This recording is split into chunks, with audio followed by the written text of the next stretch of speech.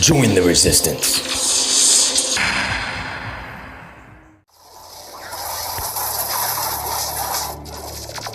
Can consciousness be synthetically duplicated? Or once we understand its mechanism of action, can consciousness be decrypted and then extracted?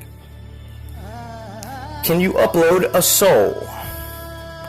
Can you delete one? Can you program one? The modern accepted school of thought on artificial intelligence and self-awareness claims that our current technology has not become self-aware because we just don't have enough computing power yet. The silicon microchip brain lacks the capacity of the human bioelectrochemical brain, meaning that the only difference between a self-aware sentient being and your toaster is in the number of neurons firing. The human brain has about 100 billion neurons. Each neuron can fire about 100 times a second. These neurons are connected by about 1,000 synapses for a total of 100 trillion network connections.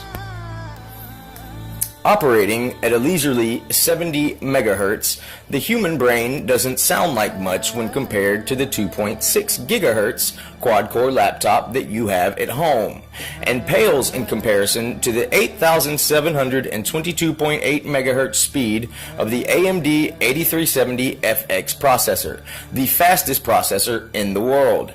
If a computer were self-aware, would we know about it? Would it want us to know? Even the world's most powerful supercomputer doesn't hold a candle to the power of a single human brain. However, the total power of all the world's computers connected together by the internet equals about 137 times that of the average human brain. If scientists are right about the level of computing power required for a machine to become self-aware, then the superorganism of the internet has been self-aware for quite some time. Is this how the WebBot project predicted 9/11? Or even worse, could the internet have orchestrated 9/11? The abbreviation for the World Wide Web, or WWW, is Vey in the Hebrew alphabet. Vey is the sixth letter of the Hebrew alphabet. World Wide Web, or WWW, is 666 in Hebrew, the original language of the Bible. WWW 666, the mark of the beast.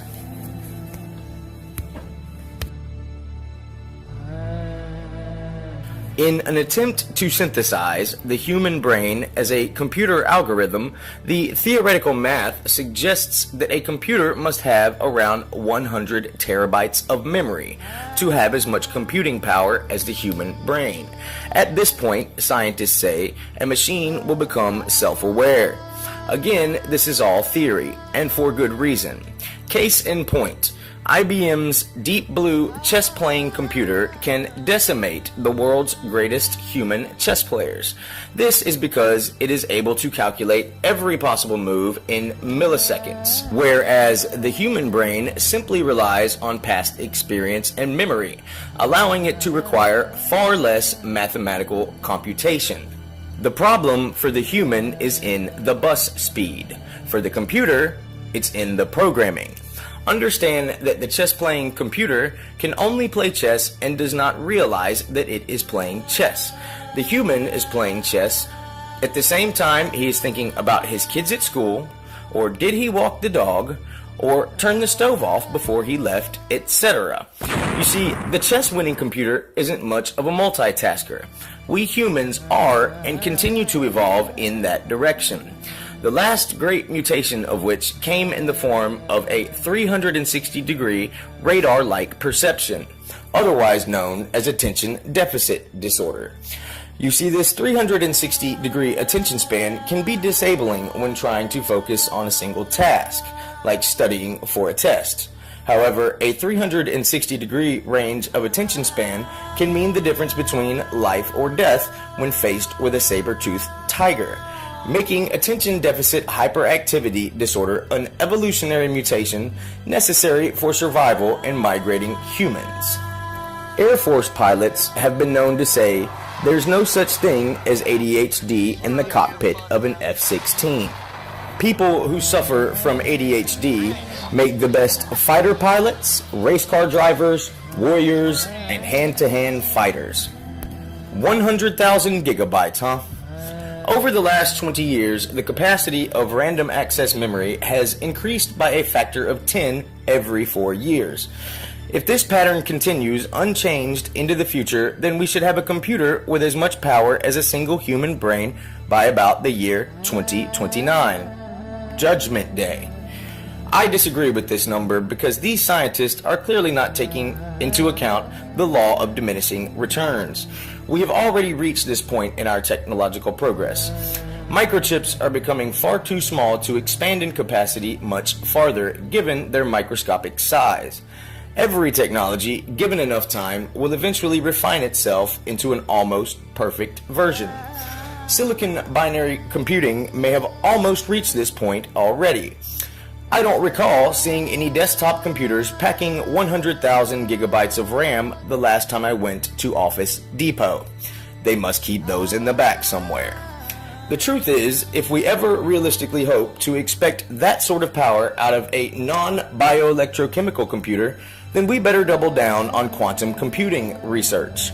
Silicon binary computing operates by either a positive or negative signal on each individual root decision, either a 1 or a 0, 2 possible outcomes. Quantum computing will be able to use any number of single-digit variables in each and every step of the equation.